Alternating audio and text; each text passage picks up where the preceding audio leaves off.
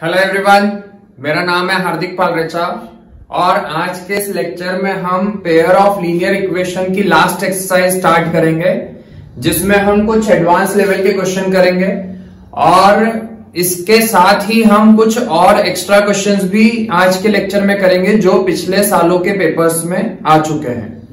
इसके पहले के लेक्चर्स में हम लोगों ने लीनियर इक्वेशन को सॉल्व करने के लिए अलग अलग मेथड्स के बारे में डिस्कशन किया था, जिसमें हमने सब्स्टिट्यूशन मेथड के बारे में पढ़ा था, एलिमिनेशन मेथड के बारे में पढ़ा था और क्रॉस मल्टीप्लिकेशन मेथड के बारे में पढ़ा था। आज हम जितना भी टॉपिक, जितने भी कॉन्सेप्ट हमने लीनियर इक्वेशन में पढ़े हैं, उनसे रिलेटेड हर टाइप के क्वेश्चन आज हम इस लेक्चर में करेंगे। तो स्टार्ट करते हैं एक्सरसाइज 3.7 से। एक्सरसाइज 3.7 का फर्स्ट क्वेश्चन देखो। यहां पर मैं आपको सारे क्वेश्चंस नहीं करके बताऊंगा, कुछ क्वेश्चंस मैं यहां पर करूंगा, वो भी पूरे सॉल्व नहीं करूंगा, सिर्फ आपको इक्वेशन का फॉर्मेशन करके बताऊंगा। इक्वेशन बनने के बाद में सॉल्व कैसे करना है ये आप सब लोग बहुत अच्छे तरीके से जानते हो। और यदि आपको इक्वेशन सॉल्व करना नहीं आता है तो आप इसके प्रीवियस लेक्चर्स को अच्छे से देखो, समझो, तो आपको इक्वेशन सॉल्व कैसे करना है वो भी समझ में आ जाएगा। तो स्टार्ट करते हैं पहले क्वेश्चन से, पेज नंबर 68, एक्सरसाइज 3.7 का first question. The ages of two friends Annie and Biju differ by 3 years। दो फ्रेंड्स हैं एनी एंड बीजू, और उन दोनों की एज का जो डिफरेंस है वो कितना है? 3 years का। अभी हमें नहीं पता है कि एनी की एज ज्यादा है या बीजू की एज ज्यादा है, दोनों का डिफरेंस 3 years का है। बट एनी की एज में से बीजू की एज को माइनस करने पर 3 आएगा, या फिर बीजू की एज में से एनी की एज को सब्ट्रैक्ट करने पर 3 आएगा, ये हमें नहीं पता। हमें बस इतना पता है कि उन दोनों की एज का डिफरेंस 3 years है। Annie's father Dharam is twice as old as Annie. मैंने मान लिया कि एनी की एज है x years और बीजू की एज है y years। फिर एनी के फादर है, उनका नाम है धर्म, धर्म्स एज वो कितनी दी है? तो Annie's father Dharam is twice as old as Annie. Dharam की एज जो है वो एनी का डबल है, मतलब कि एनी की एज x है तो धर्म की कितनी हो जाएगी? 2x। ठीक है। And Biju is twice as old as his sister Kathy. और बीजू, कैथी उसकी बीजू की सिस्टर है कैथी, तो बीजू की जो एज है, Biju's age is twice the age of Kathy, 2 into Kathy's age, ऐसा लिख सकते हैं। क्वेश्चन में दिया है कि बीजू की जो भी एज है वो कैथी की एज का ट्वाइस है, मतलब कैथी की एज में 2 का मल्टीप्लाई कर दोगे तो किसके इक्वल आ जाएगा? बीजू की एज के इक्वल आ जाएगा। बट बीजू की एज आपने कितनी मानी है? y, तो यहां पर मैं पुट कर देता हूं y equal to 2 into Kathy's age. तो कैथी की एज कितनी आ गई? y/2। ठीक है। अब आगे हम पढ़ते हैं, the ages of Cathy and Dharam differ by 30 years। Cathy और धर्म की एज का जो डिफरेंस है वो कितना है? 30 years का।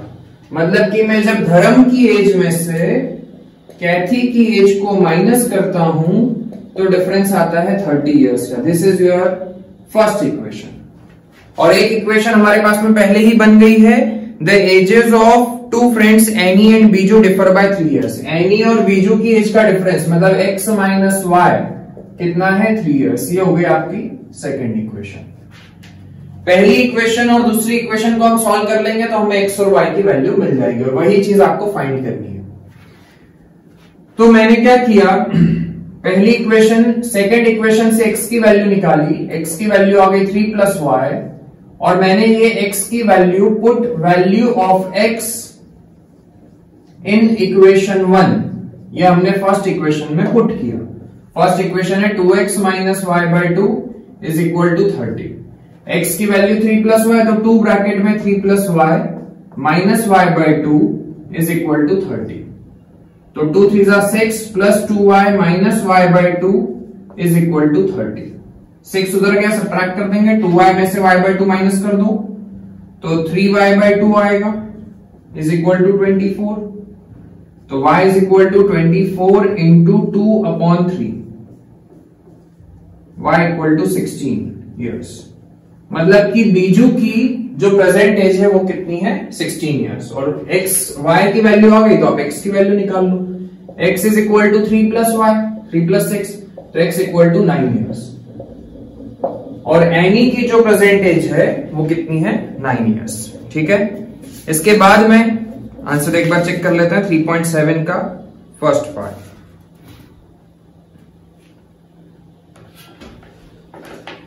हाँ 16 आएगा, सॉरी, तो 16 प्लस 3 19 आएगा, तो करेक्ट है आंसर। ठीक है, अब इसके बाद में सेकंड क्वेश्चन, क्वेश्चन नंबर 2 पढ़ो, उसमें क्या दिया है, पढ़ के आप खुद से इक्वेशन बनाने की कोशिश करो फटाफट। वीडियो को पॉज करके पहले आप खुद से ट्राई करो, और फिर नहीं बनता है तो फिर आप इसमें देखो। सेकंड क्वेश्चन रीड करो और पॉज करके ट्राई करने की कोशिश करो, इक्वेशन बनाओ उसकी। हिंट भी दी है क्वेश्चन में, हिंट भी देखोगे तो आपकी इक्वेशन बन जाएगी।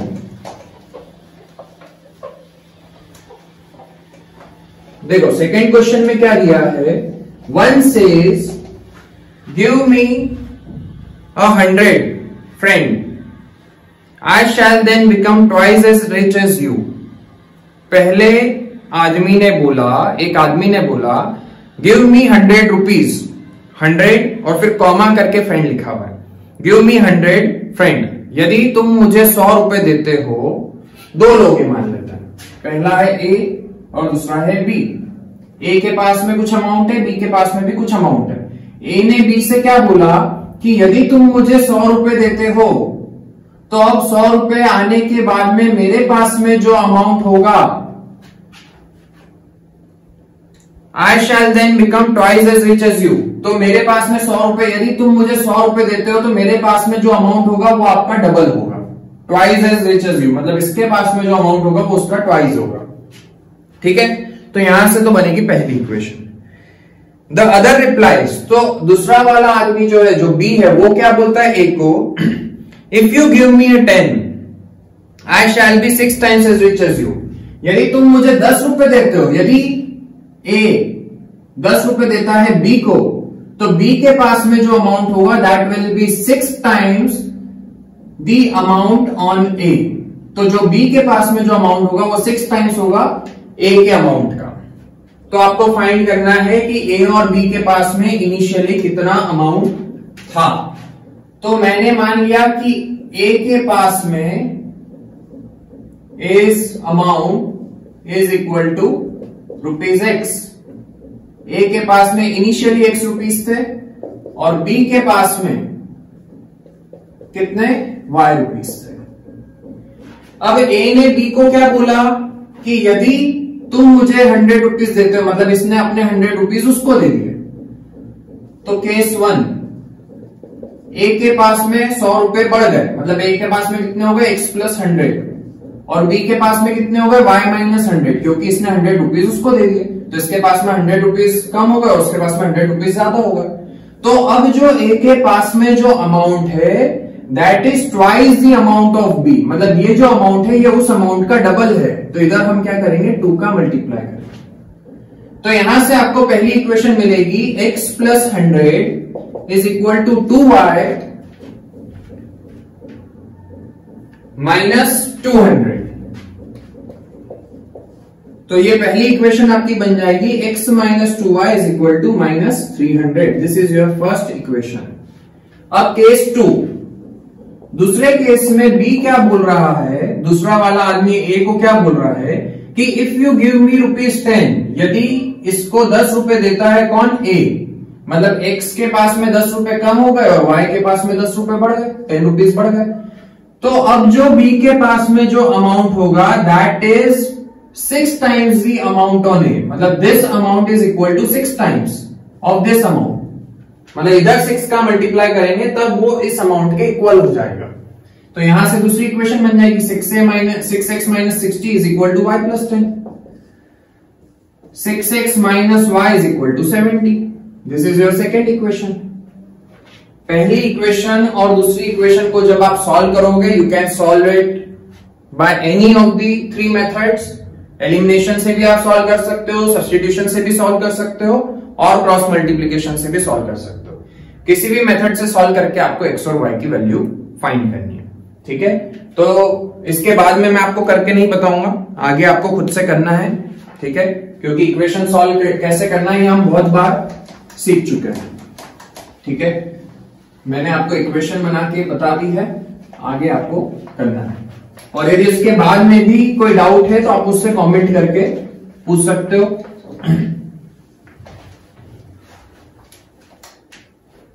इसके बाद में थर्ड क्वेश्चन में मैं यहां पर आपको सारे क्वेश्चंस नहीं करवाऊंगा, थर्ड करवाऊंगा, फोर्थ करवाऊंगा, फिफ्थ और सिक्स्थ आपको खुद से ट्राई करना है, फिर सेवेंथ के 2 पार्ट करवाऊंगा, ठीक है। और इसके बाद में फिर हम कुछ प्रीवियस ईयर्स के क्वेश्चन करेंगे। तो थर्ड क्वेश्चन देखते हैं। A train covered a certain distance at a uniform speed. एक ट्रेन है जो कुछ डिस्टेंस कवर करती है यूनिफॉर्म स्पीड से। यूनिफॉर्म स्पीड मतलब कांस्टेंट स्पीड से। If the train would have been 10 kilometre per hour faster, यदि ट्रेन की स्पीड 10 किलोमीटर पर आवर से बढ़ा दी जाए, it would have taken 2 hours less, तो उसको 2 घंटे कम लगेंगे। एक ट्रेन है, क्वेश्चन नंबर 3, मान लो कि कुछ डिस्टेंस है, डिस्टेंस को हम मान लेते हैं d। उसकी जो रेगुलर की स्पीड है वो मान लेते हैं x किलोमीटर पर आवर। हर दिन वो किस स्पीड से चलती है? x किलोमीटर पर आवर से, इतना डिस्टेंस।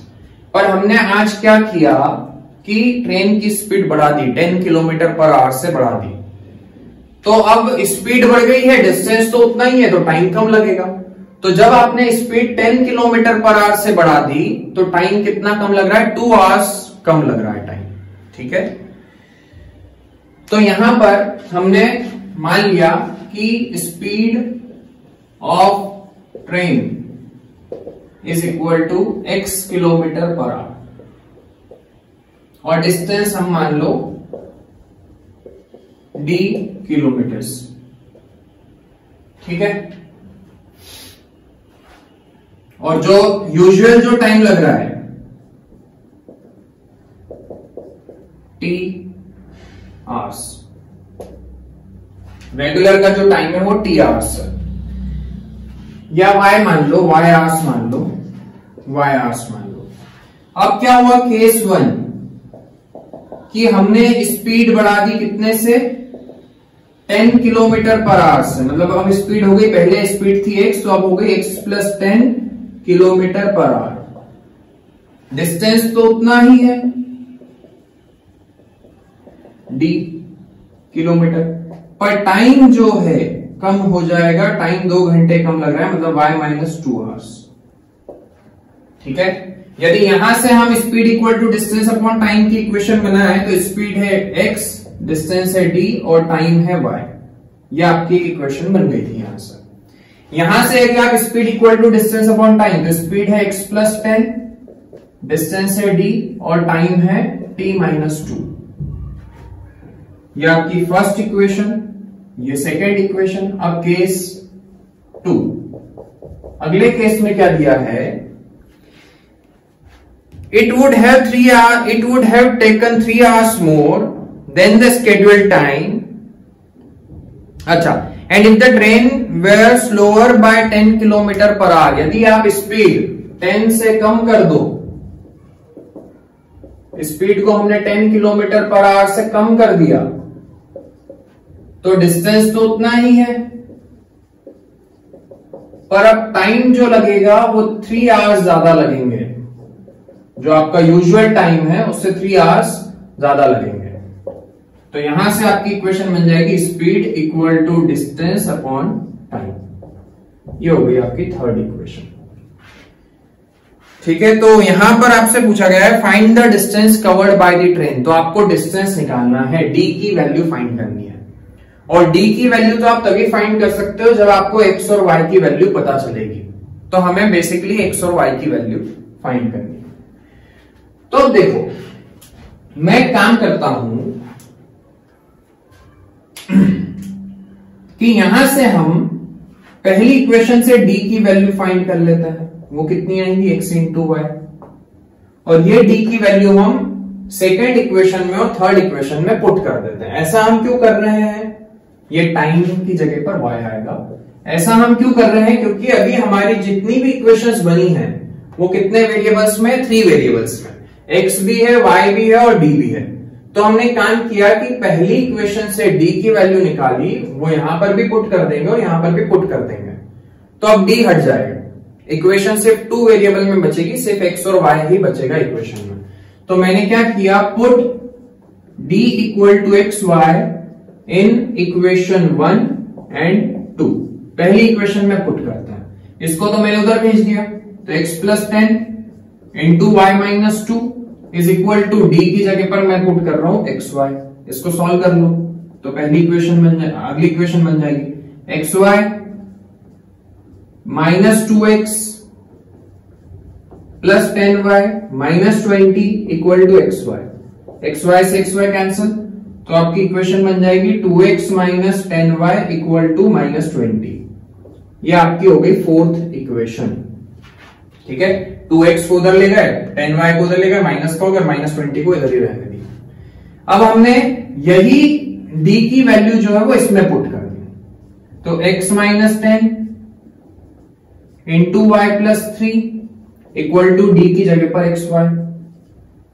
तो ब्रैकेट ओपन किया, x y plus 3x minus 10y minus 30 equal to x y. X y से एक्स वाई कैंसिल, तो अगली इक्वेशन बन गई 3x minus 10y equal to 30। ये हो गई आपकी फिफ्थ इक्वेशन। अब आपको ये एक इक्वेशन बन गई है आपकी लीनियर इक्वेशन 2 वेरिएबल में, ये भी एक लीनियर इक्वेशन है 2 वेरिएबल में। इन दोनों इक्वेशन को आप सॉल्व करोगे तो आपको x और y की वैल्यू मिल जाएगी। और x और y की वैल्यू आपको नहीं फाइंड करनी है, आपको फाइंड करना है डिस्टेंस। तो वो जो भी x और y की वैल्यू आएगी वो यहां पर आप पुट करोगे तो d की वैल्यू आ जाएगी। और इस तरीके से आप डिस्टेंस फाइंड कर सकते हो। ठीक है, एक बार मैं फिर से समझा रहा हूं। आपको क्वेश्चन में दिया था कि एक ट्रेन है जो अपनी यूजुअल स्पीड से चल रही है रेगुलर, पर हमने एक दिन क्या किया कि स्पीड 10 से बढ़ा दी। तो अब टाइम कम हो जाएगा। टाइम कितना हो गया, y माइनस 2। जो यूजुअल टाइम था y, तो अब 2 घंटे कम लगेंगे। तो speed equal to distance upon time, यहां से आपकी पहली इक्वेशन बनी। ठीक है, फिर केस 2, स्पीड हमने 10 से कम कर दी तो टाइम 3 आवर्स ज्यादा लग रहा था, ये एक और बन गई equation, speed equal to distance upon time.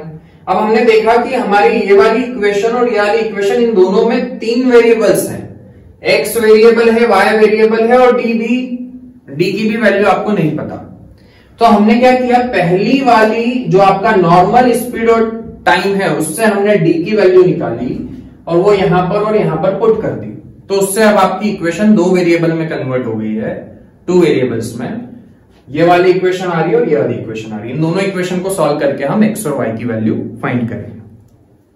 ठीक है, अब fourth question, fourth is again important question. देखो फोर्थ क्वेश्चन में आप लोग पॉज करके पहले खुद से ट्राई करो, पढ़ो, समझो, क्वेश्चन को समझने की कोशिश करो, और फिर यदि नहीं होता है तो आप इधर ध्यान दो। पहले आप खुद से ट्राई करो। क्वेश्चन नंबर 4, देखो क्वेश्चन नंबर 4 में आपको क्या दिया है, the students of a class are made to stand in rows. किसी क्लास में स्टूडेंट्स हैं, उनको हमने रोज में स्टैंड किया है, अरेंज किया है। If 3 students are extra in a row, there would be 1 row less.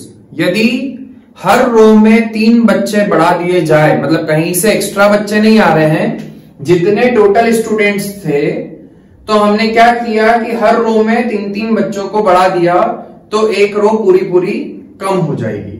ठीक है, if 3 students are less in a row, यदि हर रो में से हम 3-3 बच्चों को हटा दें तो 2 एक्स्ट्रा रो और बन जाएगी। तो आपको बताना है find the number of students in the class, कि उस क्लास में टोटल कितने स्टूडेंट्स हैं।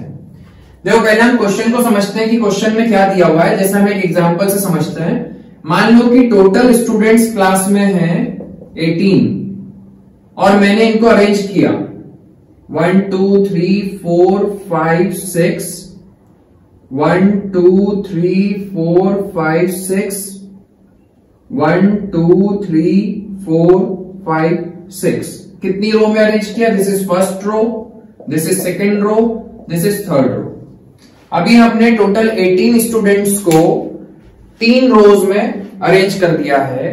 अब आपको क्या बोला है कि यदि हर रो में 3 स्टूडेंट्स बढ़ा दिए जाए, मतलब इस वाली रो में 3 स्टूडेंट्स बढ़ा देते हैं, मतलब ये वाले कहीं से एक्स्ट्रा स्टूडेंट्स नहीं आए।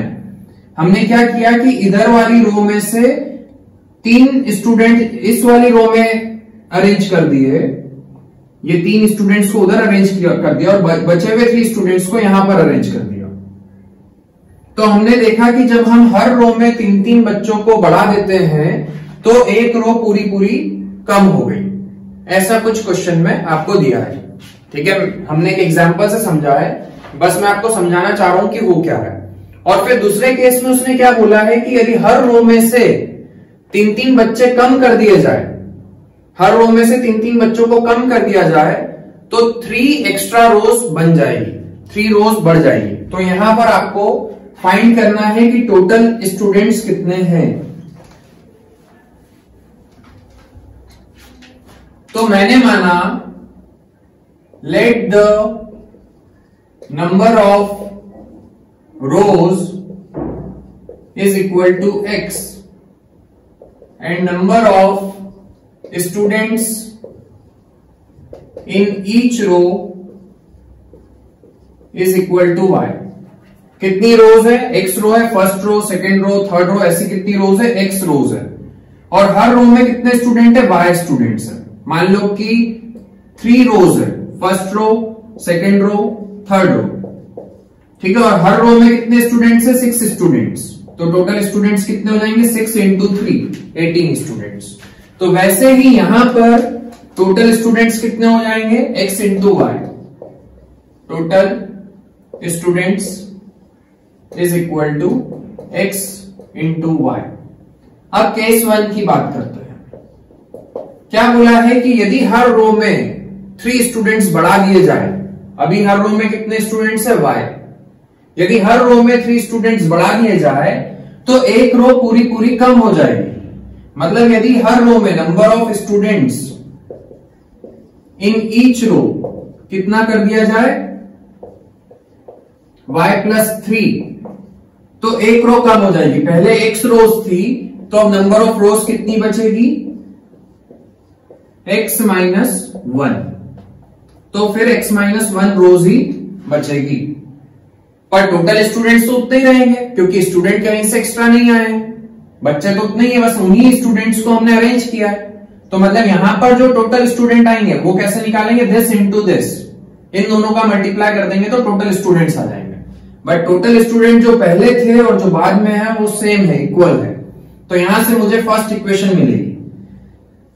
टोटल स्टूडेंट यहां से कितने मिल रहे हैं? x minus 1 into y plus 3। But ये जो टोटल नंबर ऑफ स्टूडेंट्स है पहले जितने ही हैं, तो ये किसके इक्वल होगा? एक्स वाई के इक्वल होगा।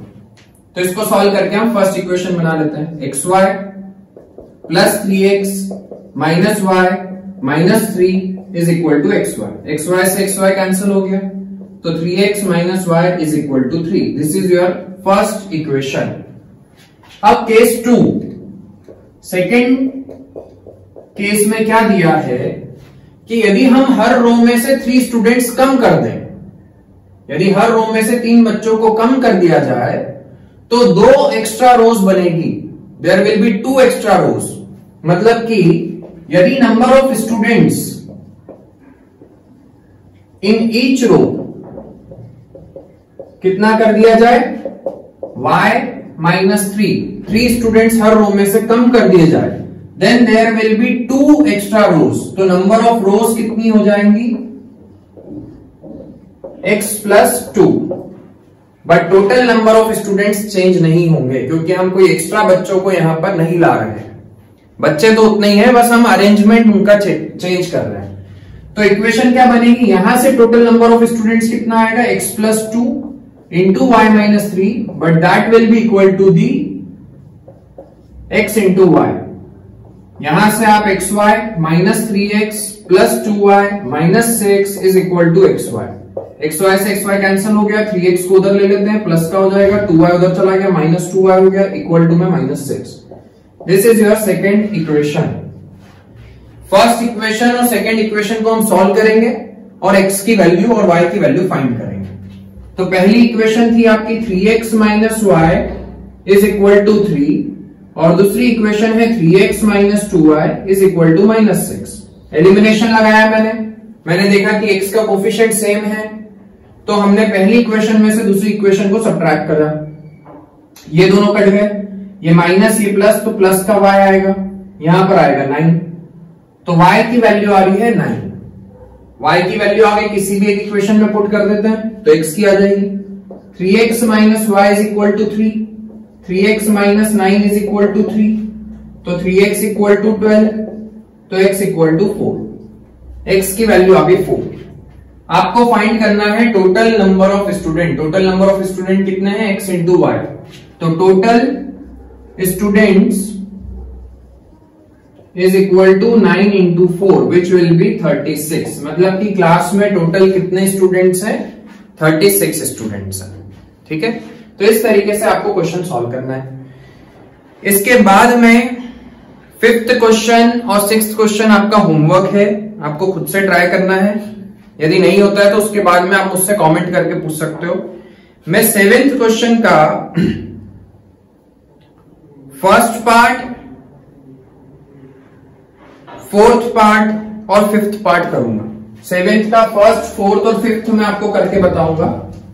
रिमेनिंग क्वेश्चन आपको खुद से करने हैं। देखो 7th क्वेश्चन नंबर 7 का आपको इक्वेशन दी है और यहां पर आपको सॉल्व करना है। पॉज करके पहले आप खुद से ट्राई करो, यदि नहीं बनता है तो फिर आप यहां पर बोर्ड पे देखो।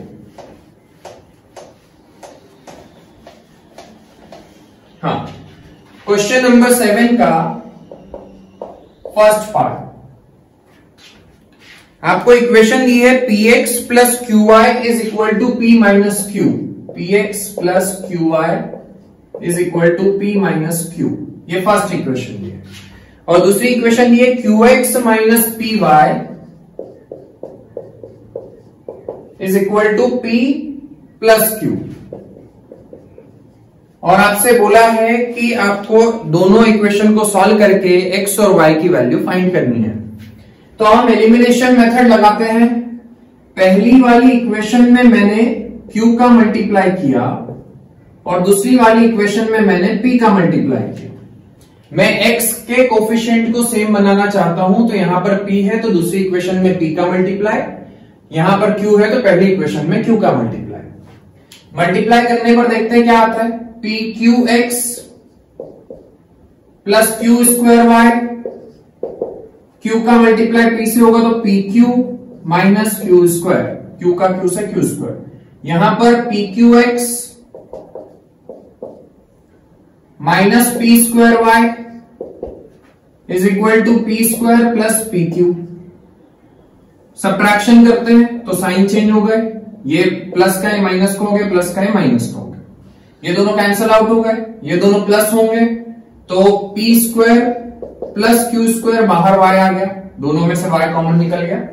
ठीक है, यहां पर हम ऐसे लिख लेते हैं pq माइनस q स्क्वायर, इसको ऐसा समझ लो, ये पूरा ब्रैकेट में लिख लो, ये भी पूरा ब्रैकेट में लिख लो, तो ये पूरे ब्रैकेट के बाहर प्लस का साइन है तो ये माइनस का साइन आ गया, तो ये ब्रैकेट वैसा का वैसा, बीच में माइनस का साइन और फिर ये वाला bracket p square plus pq।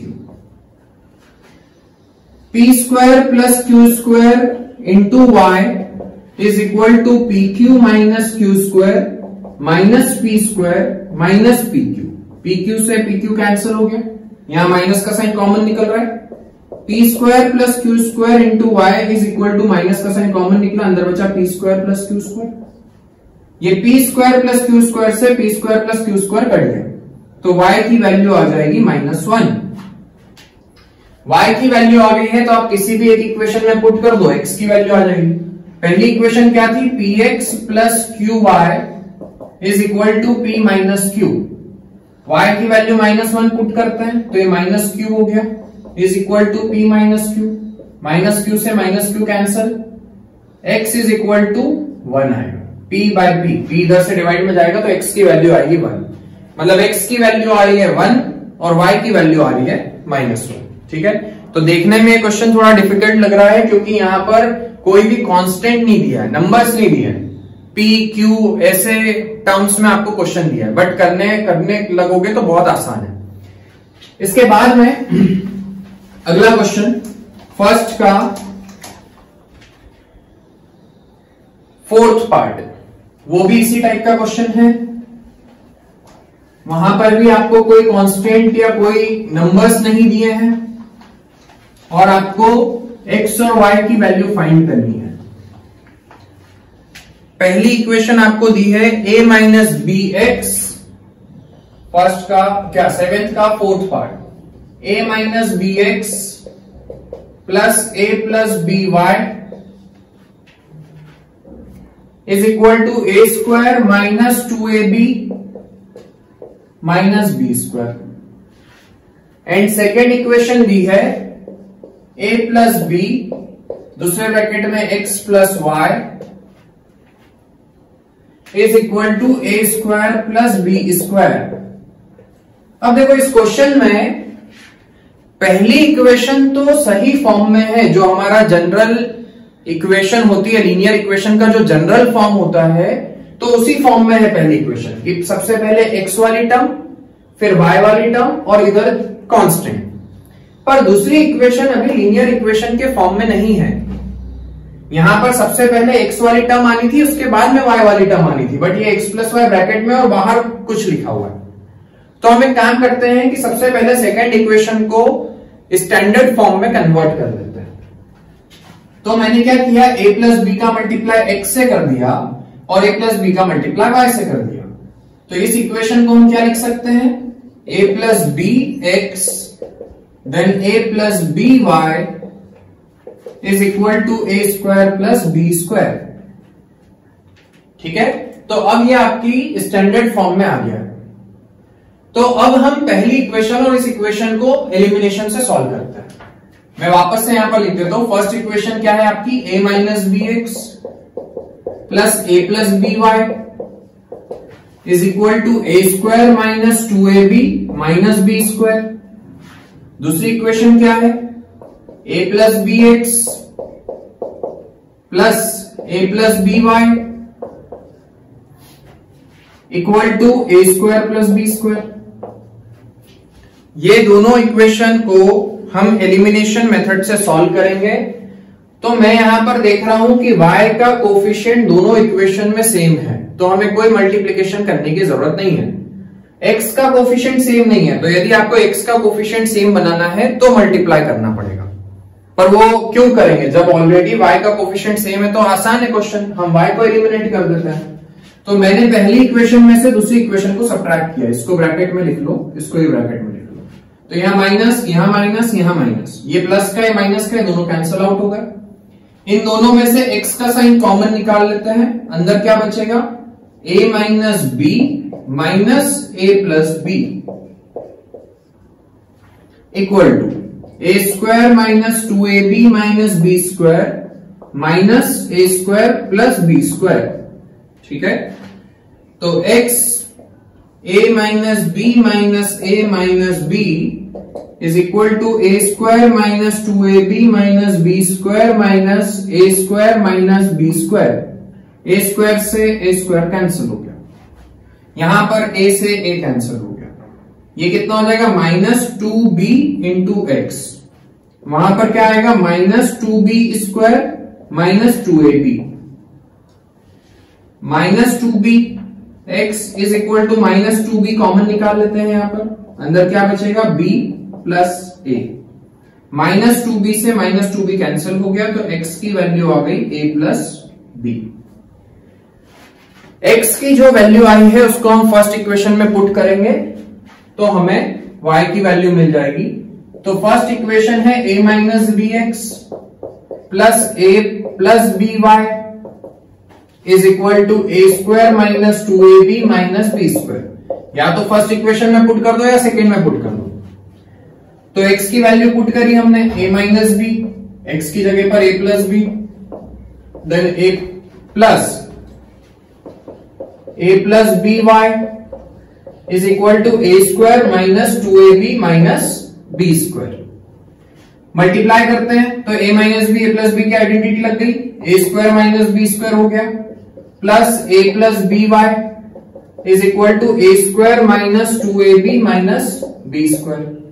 Minus B square से माइनस बी स्क्वायर कैंसिल हो गया, ए स्क्वायर से ए स्क्वायर भी कैंसिल हो गया।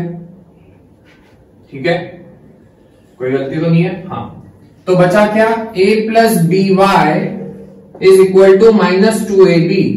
तो y की वैल्यू आएगी minus 2ab upon a plus B.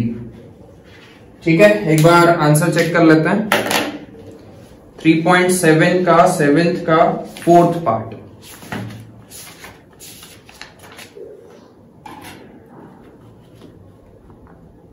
Correct. ठीक है, तो x की वैल्यू आएगी a प्लस बी और y की वैल्यू आएगी minus 2ab upon a plus B. ठीक है, इसके बाद में 5th question, question number 5। Question number 5 में आपको देख करके लग रहा होगा कि ये आसान क्वेश्चन है, मतलब कि इसमें हम एलिमिनेशन लगा करके डायरेक्ट सॉल्व कर सकते हैं। बट उस क्वेश्चन में हो जाएगा वो एलिमिनेशन से, बट प्रॉब्लम क्या आएगी वो हम समझते हैं पहले। देखो, पहली इक्वेशन क्या दी है, 5th पार्ट, 152x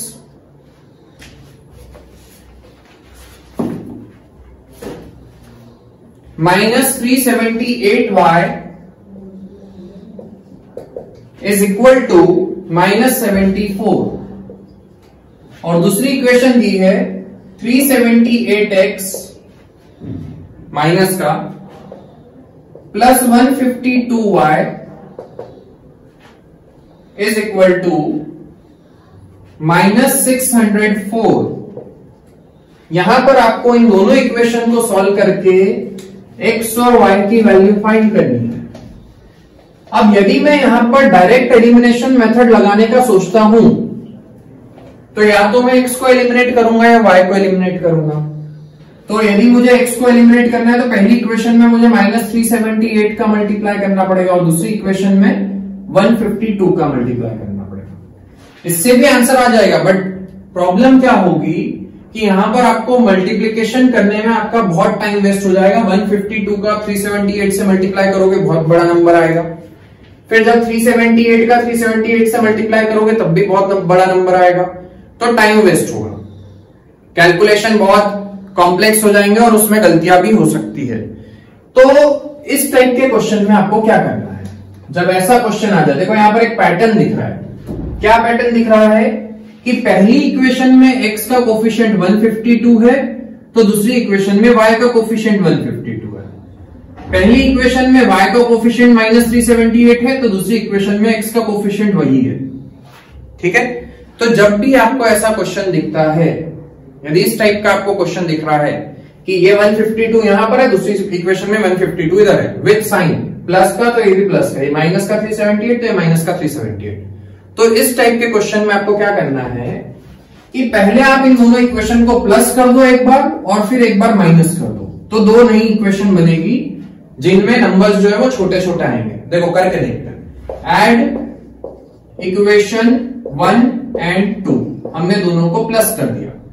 तो यदि मैं इन दोनों को प्लस करता हूं तो कोई साइन चेंज नहीं होगा, ये प्लस का है ये माइनस का है, मतलब प्लस माइनस माइनस तो माइनस हो जाएगा। तो माइनस 6 2 226x आएगा, यहां पर भी माइनस 226y आएगा और इधर माइनस माइनस प्लस, तो माइनस 678 आएगा।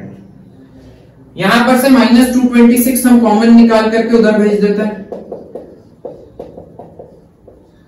माइनस से माइनस कैंसिल हो गया। 226 की टेबल में 3 टाइम्स में 678 आता है, तो इक्वेशन बन गई x plus Y equal to 3। ठीक है, ये आपकी थर्ड इक्वेशन। अब एक बार हम दोनों को सब्ट्रैक्ट कर देते हैं। Subtract 2 from 1। पहली इक्वेशन में से दूसरी इक्वेशन को माइनस कर देते हैं। क्या थी पहली इक्वेशन? Equal to -74। दूसरी इक्वेशन क्या है? -378x plus 152y equal to -604। Subtraction करेंगे तो साइन चेंज होगा, ये प्लस का, ये माइनस का, ये प्लस का। इन दोनों को प्लस करेंगे, 8 + 2 10, 7 5 12 13, 3 2 5। यहां पर आएगा -530y और यहां पर आएगा 4 0 10 - 7 3 530 प्लस का 530 कॉमन निकाला, उधर भेजा तो x - y इक्वल टू 1। ये हो गई आपकी फोर्थ इक्वेशन। हमने क्या किया, अभी इन दोनों इक्वेशन में डायरेक्ट एलिमिनेशन नहीं लगाया। पहले एक बार मैंने उन दोनों इक्वेशन को प्लस कर दिया, एक बार माइनस कर दिया, तो दो नई इक्वेशन बनी है। इन दोनों इक्वेशन को हम सॉल्व कर लेंगे तो x और y की वैल्यू आ जाएगी। देखो थर्ड इक्वेशन क्या है? x plus Y equal to 3। Fourth equation क्या है? x - y equal to 1। अब एलिमिनेशन लगा दो, पहली इक्वेशन में से दूसरी को माइनस करा, ये दोनों कट गए, 2y इक्वल टू 2, तो y की वैल्यू आ गई 1। y की वैल्यू यहां पुट कर दो तो x की वैल्यू आ जाएगी 2। ठीक है, कहीं भी पुट कर दो, वहां पुट कर दो, यहां, बट जो सिंपल इक्वेशन है उसमें पुट करो, ज्यादा आसान होगा। ठीक है, तो x की वैल्यू आएगी 2 और y की वैल्यू आएगी 1। ठीक है, इसके बाद में लास्ट क्वेश्चन इस एक्सरसाइज का, और उसके बाद में हम कुछ दूसरे क्वेश्चंस भी करेंगे जो बोर्ड्स में आ चुके हैं। 3 4 5 क्वेश्चन उस टाइप के भी देखेंगे कि बोर्ड में किस टाइप के क्वेश्चन इस चैप्टर से पूछे जाते हैं। देखो लास्ट क्वेश्चन में आपको क्या दिया है? लास्ट क्वेश्चन में मैं सिर्फ आपको इक्वेशन बना के बता रहा हूं। ABCD is a cyclic quadrilateral, find the angles of the cyclic quadrilateral. Cyclic quadrilateral मतलब कि जिसके चारों वर्टेक्स सर्कल पर लाई करते हैं उसको हम बोलते हैं साइक्लिक क्वाड्रिलेटरल। ये क्वाड्रिलेटरल है, इसके चारों वर्टेक्स सर्कल पर हैं, A B C D, और ये वाला एंगल है 4y + 20, ये वाला एंगल है 3y - 5, ये वाला एंगल है -4x, और ये वाला एंगल है -7x + 5। यहां पर आपको सारे एंगल्स फाइंड करने हैं, x और y की वैल्यू फाइंड नहीं करनी है, एंगल्स फाइंड करने हैं। मतलब x की जो वैल्यू आएगी वो यहां पुट करेंगे तो ये वाला एंगल आ जाएगा, यहां पुट करेंगे तो ये आ जाएगा, यहां पर y की वैल्यू और यहां पर y की वैल्यू पुट करने पर सारे एंगल्स आ जाएंगे। तो साइक्लिक क्वाड्रिलेटरल की प्रॉपर्टी होती है कि अपोजिट एंगल्स का सम 180 होता है। Opposite angles are supplementary. यह आपने पिछले साल क्लास 9th में पढ़ा था सर्कल्स में। Angle A plus angle C is equal to 180। तो यहां से आपको पहली इक्वेशन मिलेगी 4y + 20 - 4x is equal to 180। तो -4x + 4y is equal to 160। -4 common निकाल लेते हैं, -4 कॉमन निकाला, अंदर का साइन चेंज हो जाएगा, x - y इक्वल टू 160। -4 को डिवाइड में भेज दोगे तो x - y is equal to -40। ये हो गई आपकी फर्स्ट इक्वेशन। वैसे ही इन दोनों का सम भी 180 होगा। Angle B plus angle D is equal to 180। Angle B की जगह पर आप 3y - 5 पुट कर दो, एंगल D की जगह पर -7x + 5 पुट कर दो, इक्वल टू 180। -5 से +5 कैंसिल हो गया, -7x + 3y इक्वल टू 180। ये हो गई आपकी सेकेंड इक्वेशन। पहली इक्वेशन और दूसरी इक्वेशन को सॉल्व करने पर x और y की वैल्यू आ जाएगी, और उन वैल्यूज को जब आप यहां पर पुट करोगे तो आपको चारों एंगल पता चल जाएंगे। ठीक है, तो ये आपका एनसीईआरटी से हमने पूरा चैप्टर कर लिया है। अब इसके बाद में हम कुछ बोर्ड में आए हुए क्वेश्चंस देखते हैं। देखो बोर्ड में इस चैप्टर में सबसे ज्यादा जो कॉमन क्वेश्चन है वो आता है कंडीशंस पर बेस्ड, कि आपको बोला है कि यदि इन दोनों लीनियर इक्वेशन के इनफाइनाइट सॉल्यूशन है तो आप k की वैल्यू फाइंड करो। उस टाइप के क्वेश्चन बोर्ड्स में आते हैं। तो सबसे पहले हम एक दो क्वेश्चन वैसे देखते हैं, फिर उसके बाद में वर्ड प्रॉब्लम करेंगे।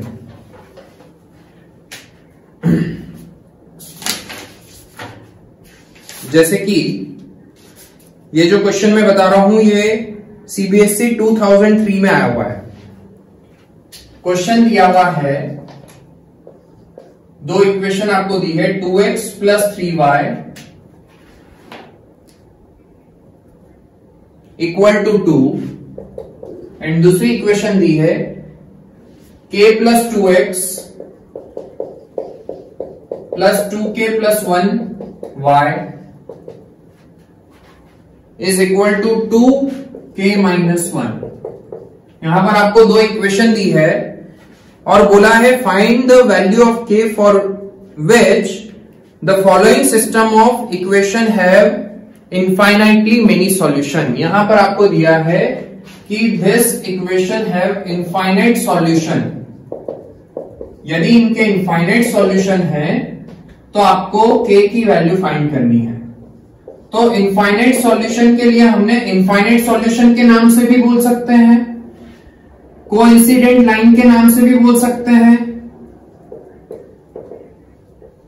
या फिर कंसिस्टेंट भी बोल सकते हैं। बट कंसिस्टेंट इसलिए नहीं बोलेंगे क्योंकि कंसिस्टेंट में दो चीजें होती है, यूनिक सॉल्यूशन वाला भी कंसिस्टेंट कहलाता है और इनफाइनाइट सॉल्यूशन वाला भी कंसिस्टेंट कहलाता है। तो इसीलिए यदि कंसिस्टेंट बोल दिया तो हम नहीं पता लगा पाएंगे कि इनफाइनाइट सॉल्यूशन है या यूनिक सॉल्यूशन है। इसीलिए या तो कोइंसिडेंट लाइन के नाम से देंगे या फिर इनफाइनाइट सॉल्यूशन के नाम से। ठीक है, तो यदि इनफाइनाइट सॉल्यूशन है तो इनफाइनाइट सॉल्यूशन की कंडीशन होती है a1 by a2 is equal to b1 by b2 is equal to c1 by c2। यहां पर आपने देखा, अच्छा ये 2 उधर की तरफ है तो 2 लेफ्ट साइड में लेंगे तो -2 हो जाएगा इक्वल टू 0। वैसे ये पूरा उधर जाएगा इक्वल टू के लेफ्ट साइड में, तो ये पूरा प्लस का था या बाहर, तो उधर जाएगा तो माइनस का हो जाएगा और इक्वल टू में 0। a1 की वैल्यू क्या है 2 है, a2 की वैल्यू है k प्लस 2। वैसे यहां पर 3 upon 2k plus 1 equal to -2 upon -2 bracket में k माइनस 1। ये -2 से -2 तो कैंसिल हो गया।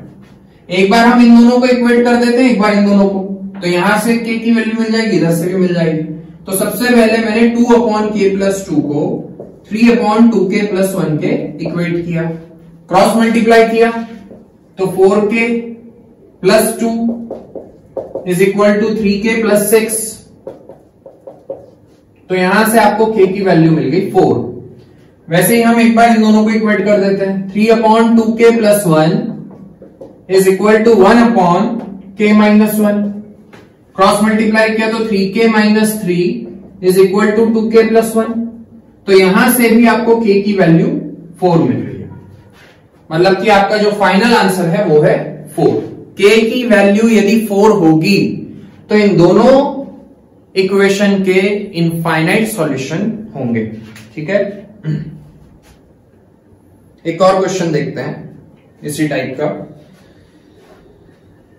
ये क्वेश्चन 2003 में और 2000 में आ चुका है एग्जाम में।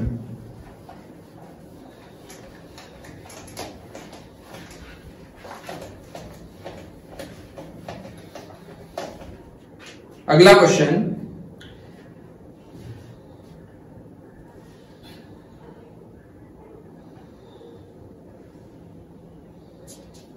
जैसे कि आपको यहां पर दिया है,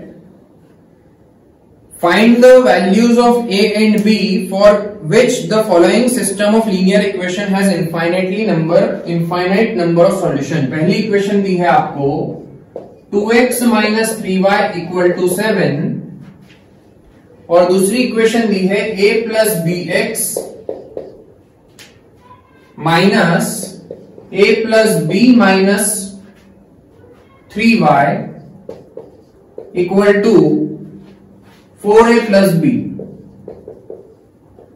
ठीक है, यहां पर बोला है कि इन दोनों के भी इनफाइनाइट सॉल्यूशन है, तो आपको a और b की वैल्यू फाइंड करनी है। सबसे पहले हमने देखा कि इक्वल टू में 0 नहीं है, तो हमें इन दोनों टर्म को इक्वल टू के उस साइड लेफ्ट साइड में ले लेते हैं। या तो दोनों इक्वेशन में ऐसा नहीं होना चाहिए कि एक में इक्वल टू में 0 और दूसरे में कुछ नंबर लिखा हुआ है, या तो दोनों में इक्वल टू में 0 होना चाहिए या दोनों में कांस्टेंट राइट साइड में होना चाहिए, तो कोई प्रॉब्लम नहीं। आप चाहो तो अभी भी कर सकते हो, बट यदि ऐसा दिया होता कि ये -7 उधर की तरफ होता, तो फिर आपको इसको भी उधर की तरफ लेना पड़ता या फिर इसको उधर की तरफ लेना पड़ता। अभी हम कर सकते हैं सॉल्व, तो 7 को उधर ही लेना दो। इनफाइनाइट सॉल्यूशन की कंडीशन होती है a1/a2 is equal to b1/b2 is equal to c1/c2। a1 की जगह पर आ गया 2, a2 की जगह पर आ गया a plus b, equal to -3 upon minus bracket में a plus b -3 equal to 7 upon 4a plus b। ये माइनस से ये माइनस कैंसिल हो गया। एक बार हम इन दोनों को इक्वेट कर देते हैं। 2 upon a plus b is equal to 3 upon a plus b -3। Cross multiply कर दो तो क्या आएगा, 2a plus 2b -6 is equal to 3a plus 3b।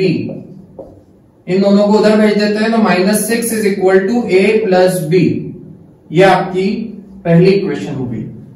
अब इन दोनों को इक्वेट कर देते हैं। 3 upon a plus b -3 is equal to 7 upon 4a plus b।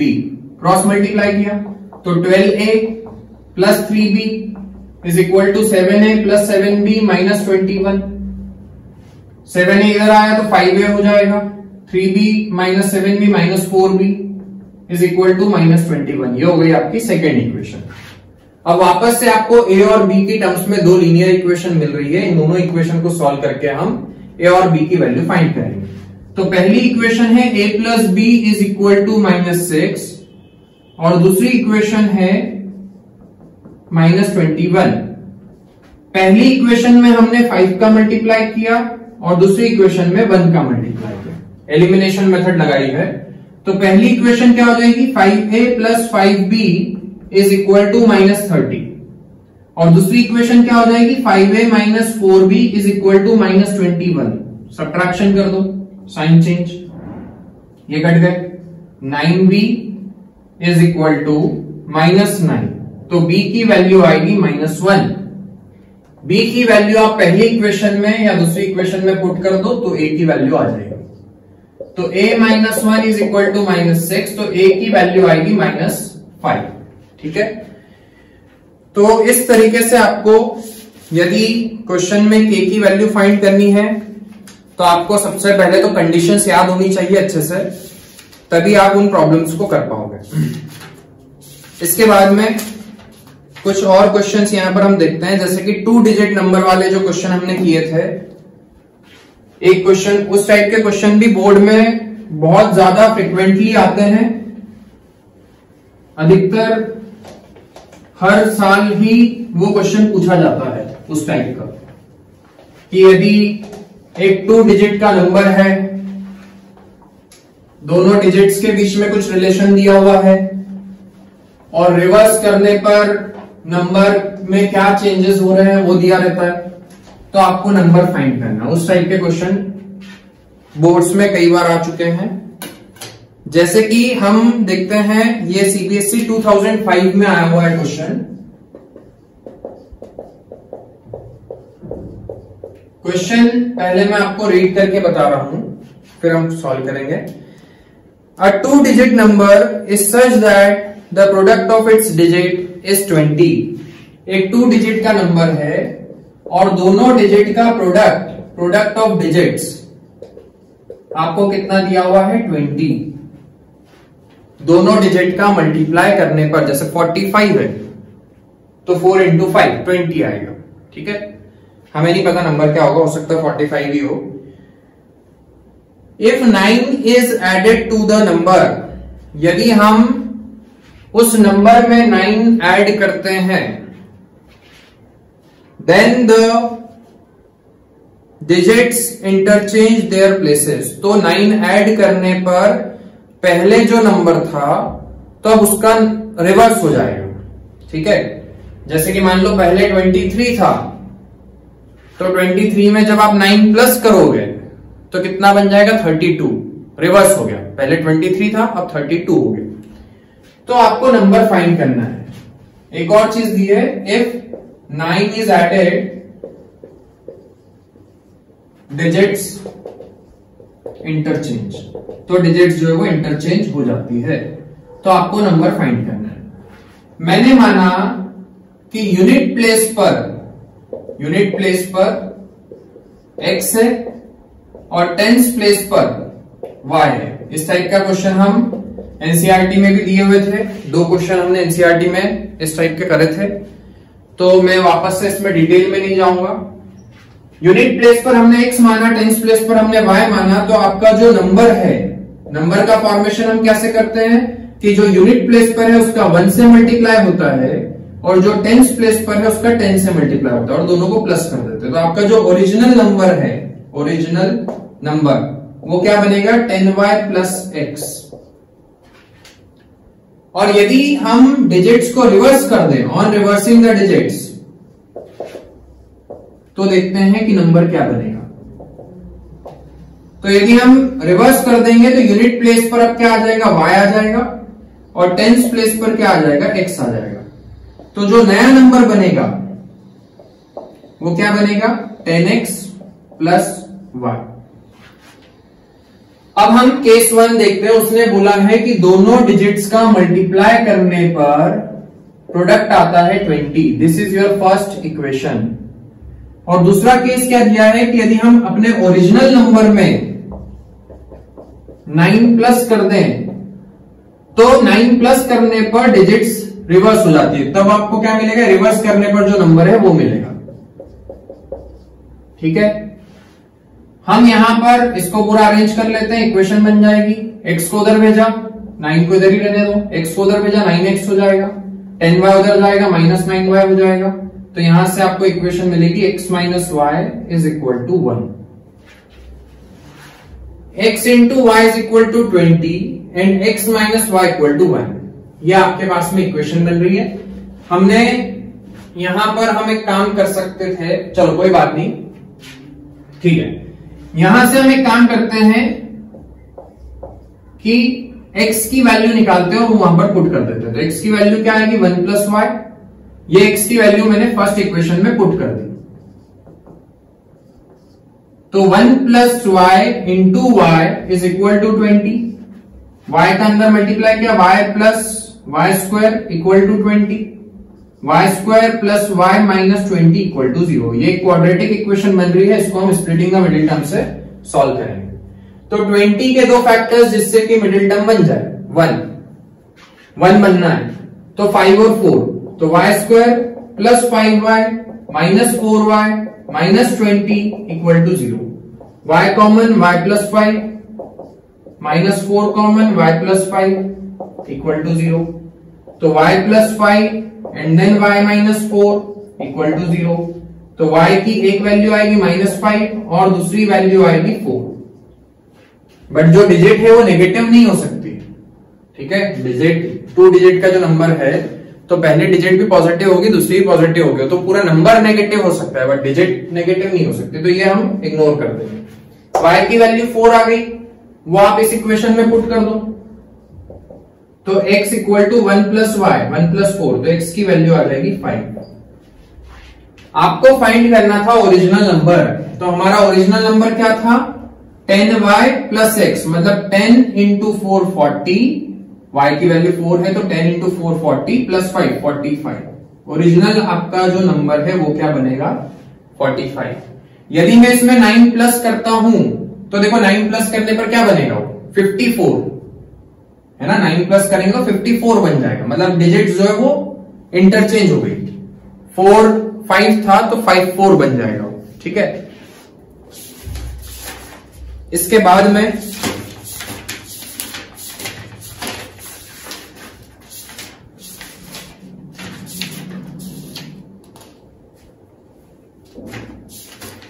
एक और क्वेश्चन डायरेक्ट इक्वेशन सॉल्व करने का, जो अभी हमने लास्ट एक्सरसाइज में इक्वेशन सॉल्व करी थी, तो उस टाइप का एक और क्वेश्चन मैं बता रहा हूं जो कि बोर्ड में आया हुआ है। जैसे कि आपको ये सीबीएसई 2006 में आया हुआ क्वेश्चन है जो मैं अब आपको करवा रहा हूं। Last question,